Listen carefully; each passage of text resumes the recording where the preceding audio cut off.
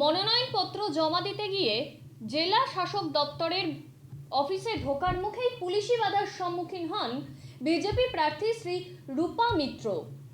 তিনি পুলিশ কর্মীর কাছ থেকে ফোন নিয়ে পুলিশের উচ্চ পদস্থ কর্মচারীর সঙ্গে কথা বলেন।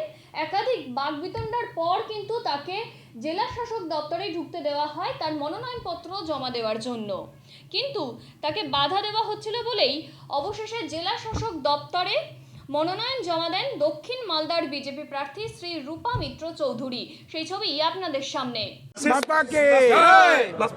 ঢুকতে আপনার কি সমস্যা হয়েছিল? আমরা এই গেটটা আমাদের পক্ষে সহজ গেট এবং প্রচণ্ড তাপবাহ চলছে। আমাদের যারা কর্মী সমর্থক তারা দাঁড়িয়ে রয়েছেন গরমে, তাই আমরা শর্ট রুট দিয়ে এসেছি। এখানকার যিনি পুলিশ তারা বলছেন যে আপনাদের ঢুকতে দেওয়া হবে না, আপনারা মেন গেট দিয়ে ঘুরে আসুন। অনেক বচসার পর, আইন কানুন দেখানোর পর ওনারা ঢুকতে দিতে বাধ্য হলেন।